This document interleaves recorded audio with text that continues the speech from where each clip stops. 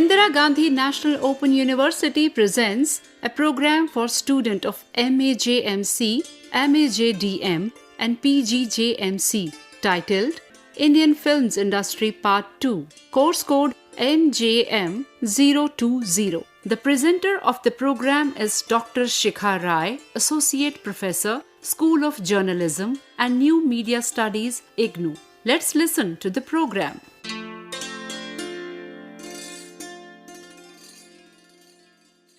Welcome everyone. This is a program on Indian film industry. With that, we go on to discussing the regional reach and economics of the film industry. Apart from Hindi film industry, India has had several other smaller film industries as well. A few notable industries are Telugu, Tamil, Kannada, Malayalam, Bengali, Marathi, Bhojpuri, Punjabi and Assamese. At times, there would be more than one film industry per state thriving on small cinema halls and DVD sales only. You'll be surprised that Bhojpuri films ended up selling the maximum only with DVD sales. When we talk about regional films, while the Hindi film industry has been named Bollywood, regional industries christen themselves as Mollywood or Collywood depending upon the region. In the year 2018, about 305 Hindi films were certified by CBFC, which is Central Board of Film Certification,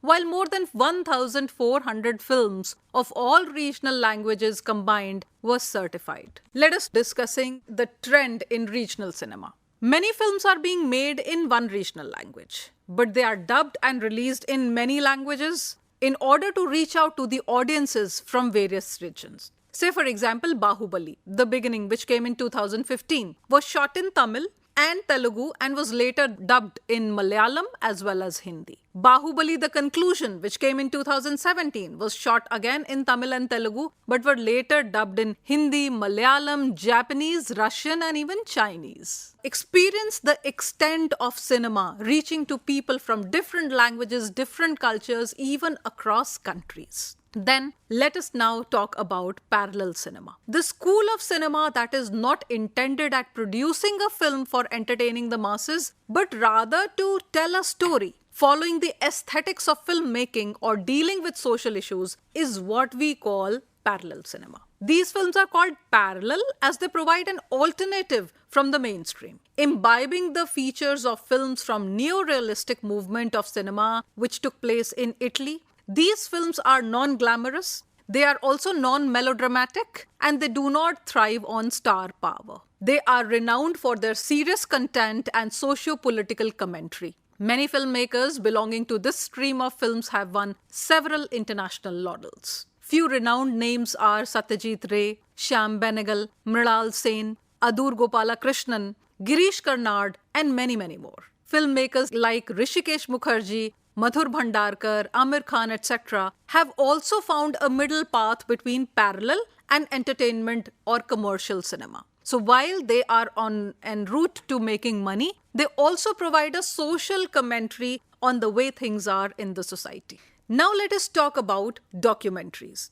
Focusing on documentaries, this is another branch of films which is thriving in the country, and these are basically non-fictional narratives which are told through the audio-visual medium based on facts and experiences alone. Filmmakers like Khwaja Ahmad Abbas and Anand Patwardhan have made many documentaries highlighting various social issues and at times even getting banned by the governments in regime. Say for example, Ram Ke Naam, which came in the year 1992. India's Daughter, 2015, got banned and were circulated later through DVDs, USB sticks, and net torrents. While not being a formal part of any industry, documentaries are not produced on a massive scale, as the feature films are. Neither are they released in theatres. They are screened in film festivals and special screenings. At times, they find buyers on televisions or are uploaded on various web platforms, also dark web.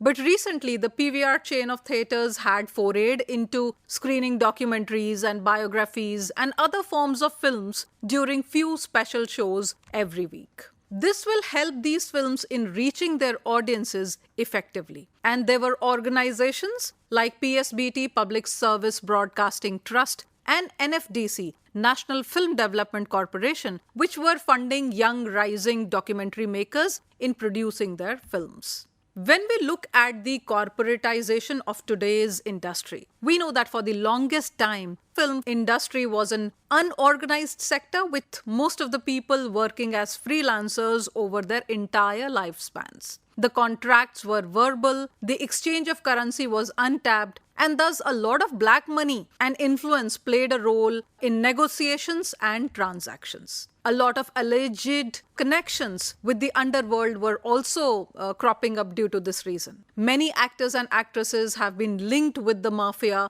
and a lot of gangsters settled abroad have been claimed to have invested in films in the country. In 2000, Government of India finally recognized the film production sector as an industry under a policy change. This shift enabled various corporate houses to get involved in the process of filmmaking and film production at many stages, such as conceptualizing, packaging, producing, branding, marketing, and presenting the product in front of the intended audience.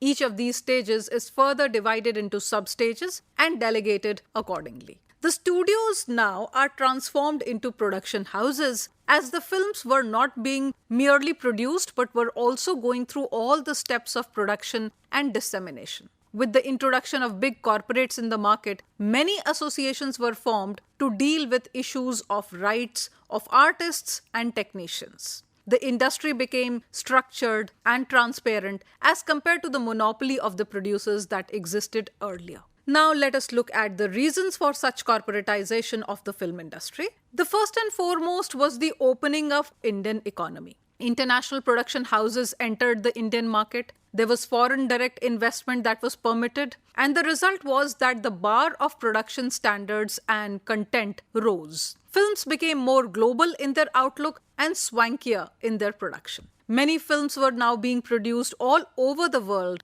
and they started getting released in India, thus enabling them to tap the market as well. In 2011, James Cameron's Avatar became the first film to surpass Indian films in terms of box office collections. And then came the digital revolution. VCRs, DVD players, laptops, PCs, mobiles, smart TVs, all of them expanded the market of films to be screened at home. The digital video cameras also eased the process of production as compared to the film cameras which used the film stock. Video was easier to shoot and reshoot. It was allowed the footage to be screened instantly, to look for errors, and it saved the time of digitization of stock and post-production as well. There were more of multiplex theaters, and a multiplex is a complex with many cinema halls. The seat capacity could be ranging from 80 to 400, and this enables films which do not cater to the masses run alongside the ones that do, and each reaching out to their own special segment without eating into each other's competition. So that was in a way very beneficial to the filmmakers in India. Earlier, small films or films which attracted less people were taken off the screens when another film was being released. Many films also lost on their ticket sales just because they were released along with some other films with popular names and thus were not given enough screens. So multiplexes solved that problem altogether. And now comes the important factor of growing overseas market. Indian cinema has made its presence felt in the United States, in the Gulf, as well as the UK and Europe. Many filmmakers like Karan Johar have been perceived to make films for the overseas audiences. With a huge Indian population settling abroad, the need for Indian films overseas is rising. But then this corporatization has had its effects, one of which was that the finances became more transparent. The production houses and producers started paying income tax, and the black money circulation was curbed in the industry. Also, there were resources that were better utilized. There was a practice of sharing actors, studios, and other resources across production houses. And contracts are legally binding now. So things are more documented as compared to being verbal. The scripts are also bound and given to the actors much before the shooting begins. There's also a fair practice and payment method, and the salaries of actors and crew have increased many-fold over the past few years. the quality of films has also improved in order to compete with Hollywood films, which are being released in India and fighting for the same share of the target audience. Many regional industries have also benefited, and they have promoted the folk heritage and culture through cinema. The impact on culture has also been seen due to cinema. The first and foremost is the revenue generation, and India has been the largest film producer and distributor since past few years. While the country releases more than 1,000 films a year, film industry of Mumbai alone has been estimated at a multi-billion-dollar industry. The revenue is generated not only by the sales of tickets, but also by selling satellite broadcast rights, media partnerships, product placements, brand endorsements, and web premiere as well. Avenues for expenditure include hiring the equipment, hiring the crew and cast, traveling for shooting, music rights, getting the VFX made, editing suits, and distribution. Then we also have a 100 crore club. For the past few years, unofficial club created by the media houses is called 100 crore club. So any film that generates a revenue equivalent to or more than 100 crores enters the 100 crore club. The first film to cross it was Disco Dancer, way back in the year 1982. Then we also have a 1,000 crore club. The films to have surpassed the 1,000 crore club include names like Bahubali 2, The Conclusion, and Dangal, which was released in 2017. But adjusting to the inflation rate, the revenue generated by Mughal-e-Azam in the year 1975 remains the highest till now in the history of Indian cinema. Another aspect is the stardom and glamour that films provide. Now, stardom, what is it? It is a phenomena under which the actors, musicians, and other public faces are idolized by the public for their work on screen. The Indian audiences puts the movie stars on a higher pedestal. So it is very easy to find people copying certain hairstyles, certain way of talking, gait, or dressings. All of it coming from stardom of people who they hold dear. The actors become the ambassadors of a film despite the fact that it took more than 100 people to produce a film. The adulation is such that the places power in their hands. They make hits out of films through ticket sales, and they set fashion trends. They also attract a lot of unwarranted attention to their private lives. Paparazzi were also born out of this phenomena. And stardom has also resulted in deterioration of content in some instances. And wherever there is money, there is society, there is culture, politics cannot be left far behind.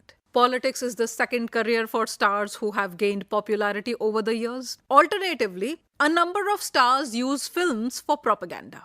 Many fringe political groups use it to get highlighted in the mainstream media. Say, for example, Rajasthan's Karni Sena protested against Sanjay Leela Bhansali's Padmavat in 2017. And it earned political mileage out of it. There is also certain kind of social impact that films have. Of course, there's a huge fan following. There is a behavior imitation that we usually notice amongst people because people like to copy their stars, they like to look like them and talk like them. There are also body image issues that have been coming up. So, and this is a phenomena that began way back when teenagers started copying Barbie in the United States. And then the law was made to make the body proportion of the Barbie doll more adhering to the real. So this is how body image issues have also become important from point of view of social impact that films have been having. Dangerous imitations by youth and children in order to idolize has been seen of late. And hence, statutory advice is always presented in the beginning of any film that we watch. For example, there will be advice which would be talking in terms of alcohol consumption or smoking or drugs, etc. So disclaimers are always there. And films are also a reflection of the social problems that exist.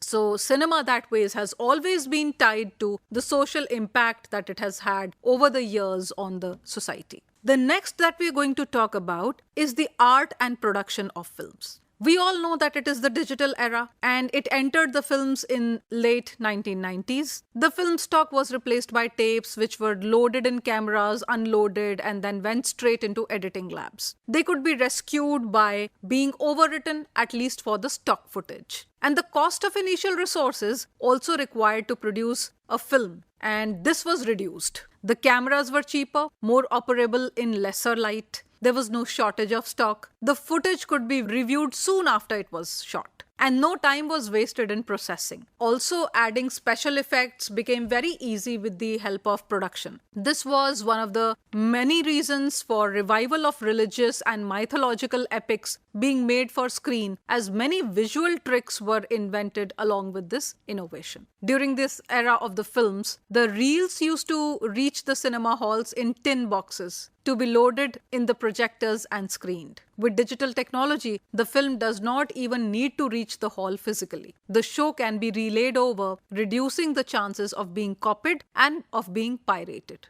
Earlier, the banned C towns used to receive already run prints and reprints of the same film after the film got off the screens in the A towns. Thus, farther away, a town more spoiled the print of a film reaching it. With digital technology, each copy is as good as the original, and many production houses like the Ad Labs, Sahara, and UTV have started producing films on the digital formats. This reduction in cost has allowed a scope for experimentation with the content, and concepts that were supposed to be riskier earlier found many takers after the introduction of the digital. So that ends the digital story. Now let us look at the international presence of films. From Raj Kapoor's Soviet connection to inspiring musicals in Hollywood, Indian cinema has earned laurels and money overseas. Tamil, Malayalam, Bengali films have also won awards such as Oscars and Cannes. Indian filmmakers like Satyajit Ray, Mridal Sen, Mani Kaul, and in recent times Anurag Kashyap are a few flag bearers. A.R. Rahman, Bhanu Athaiya, Gulzar are a few of the Indians who have been felicitated at the Academy Awards. Then we also have a certain niche segment of filmmakers, which is the diaspora. NRIs have started venturing into making films. They collectively are also called diaspora filmmakers. These films deal with the lives and struggles of NRIs. The list of directors and producers has names like Gurinder Chadha, Meera Nair, Manoj N. Shyamalan, etc. But after all this beautiful, huge picture that we see, there are also certain challenges in the industry, like the uncertainty in the business. So the formulae films used to be the romantic films, the heist films, comedy films, action films, and family drama. All of it combined with good music and star power. Piracy is a major challenge that films face. So after the first screening, the films get pirated and is available on dark web and everywhere else in various other formats. So people do not go and spend money on buying tickets, rather see the pirated versions of them. Then there is also the political and social scenario that helps find acceptance or rejection for a film. Also, there is competition from other modes of entertainment for films like the OTT. We know that with the coming of OTT, things have become very different. We can see the best of cinema with our smart TVs, which are large screened and also have the wonderful effects that we see in the film theaters, all available in our own homes. So that has become one important challenge that the films are facing today. And in this era, some of the film pundits also assume that films will, on the silver screen, will slowly vanish. They will slowly go away. So other than that, there is also scope for future development in terms of film tourism, depending upon the kind of locales that a film shows. A lot of people like to visit those places, those countries within India as well as outside India. Then there is more skill enhancement because with the coming of digital technology, something that we could not expect is being possible today. So skill enhancement is of greater value today in the times of films and digital era. Then there are also business opportunities like in film advertising. You would often see hero or a heroine holding a brand of a product for a few seconds, a few split seconds, and then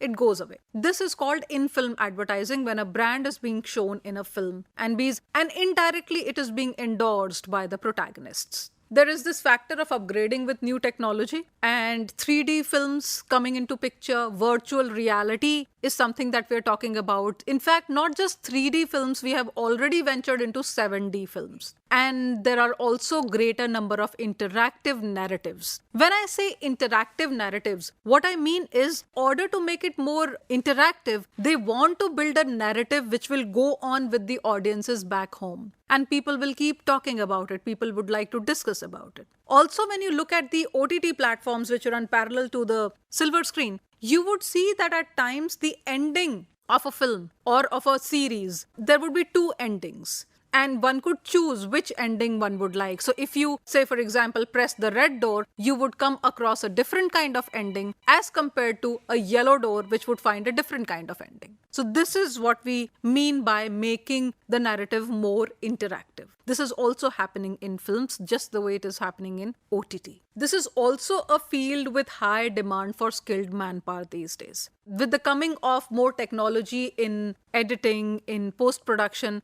even scripting. So dialogue writing, graphic, drawing artists for storyboards, we require skilled manpower for all of these things. Also songwriting, composing, music direction, sound studio personnel, voiceover requires manpower and skills. Then also set design. We require designers, we require builders of sets. Lighting involves the gaffer, the light boys, the electricians. Costumes involve designers, resource persons, costume managers, and so on. For planning, we require location, a shoot schedule, and shooting permissions. Camera persons require focus pullers, camera assistant, equipment handling people, supporting actors or the lead actors, the side actors, the dancers. Choreographers take care of the action sequences and the dance sequences. Editors take care of the music editing, the film editing, and the promo editing. Also, there are certain special effects which make use of animations and special effect artists and color correctors. These are all skilled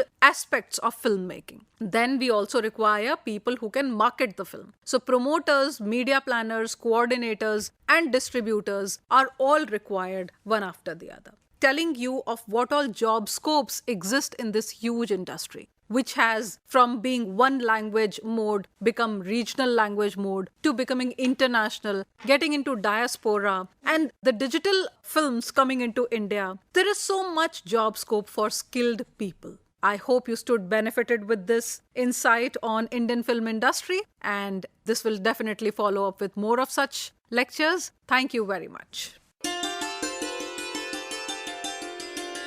You were just listening to the program titled Indian Films Industry Part 2, Course Code MJM020. The presenter and content coordinator of the program was Dr. Shikha Rai, Associate Professor, School of Journalism and New Media Studies, IGNOU. The program technically supported by P.P. Sharma, edited by Sadan Lal, and program produced by Santosh Kumar Pandian. This program was brought to you by Electronic Media Productions Center of Indira Gandhi National Open University, New Delhi.